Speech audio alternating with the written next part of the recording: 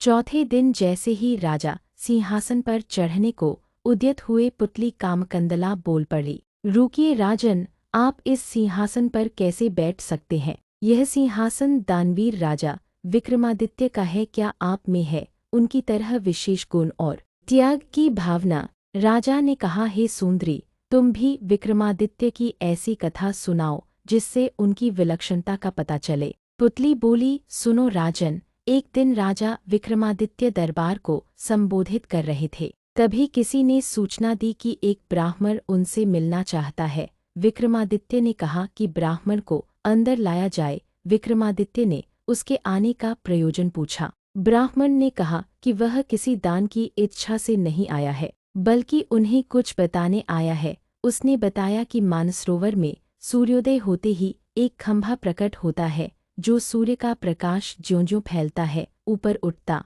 चला जाता है, और जब सूर्य की गर्मी अपनी पराकाष्ठा पर होती है तो वह साक्षात सूर्य को स्पर्श करता है। ज्यों-ज्यों सूर्य की गर्मी घटती है, छोटा होता जाता है तथा सूर्यास्त होते ही जल में विलीन हो जाता। विक्रमादित्य के मन में जिज्ञासा हुई कि आखिर वह कौन है। ब्राह्मण ने बताया कि वह भगवान इंद्र का दूत बनकर आया है। देवराज इंद्र का आपके प्रति जो विश्वास है, आपको उसकी रक्षा करनी होगी। आगे उसने कहा कि सूर्य देवता को घमंड है कि समुद्र देवता को छोड़कर पूरे ब्रह्मांड में कोई भी उनकी गर्मी को सहन नहीं कर सकता। देवराज इंद्र उनकी इस बात से सहमत नहीं है। उनका मानना है कि उनकी अनुकंपा प्राप्त मृत्युलोक का एक राजा सूर्य की गर्मी की परवाह न करके उनके निकट जा सकता है। वह राजा आप हैं। राजा विक्रमादित्य को अब सारी बात समझ में आ गई। उन्होंने सोच लिया कि प्राणोत्सर्ग करके भी सूर्य भगवान को समीप से जाकर नमस्कार करेंगे तथा देवराज के उनके प्रति विश्वास की रक्षा करेंगे। उन्होंने ब्राह्मण को समुचित दान दक्षिणा देकर विदा किया तथा अपनी योजना को कार्यरूप देने का उपाय सोचने लगे। भोर होने पर दूसरे दिन वे अपना राज्य छोड़कर चल पड़े। एकांत में उन्होंने माँ काली द्वारा प्रदत्त दोनों बेतालों का स्मरण किया। दोनों बेताल तत्क्षण उपस्थित हो गए।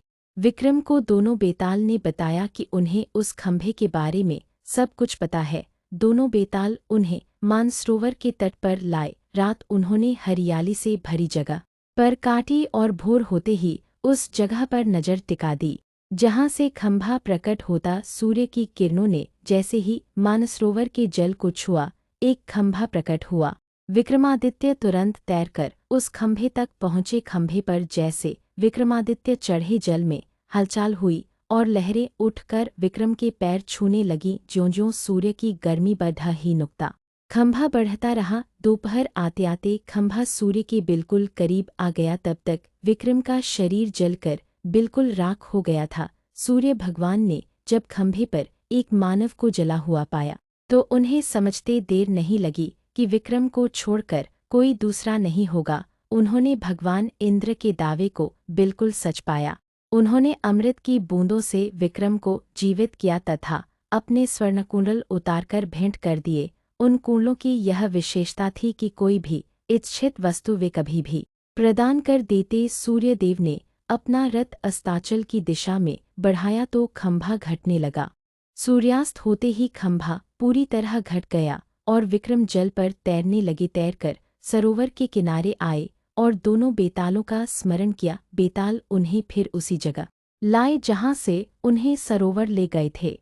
विक्रम पैदल अपने महल की दिशा में चल पड़े। कुछ ही दूर पर एक ब्राह्मण मिला जिसने बातों बातों में कुंडल मांग लिए। विक्रम ने बिना एक पल की देरी किए बेहिचक उसे दोनों कुंडल दे दिए।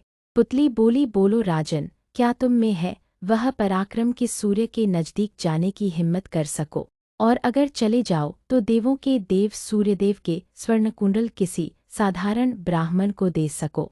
अगर हाँ तो इस सिंहासन पर तुम्हारा स्वागत है। राजा पेशोपेश में पड़ गया और इस तरह चौथा दिन भी चला गया।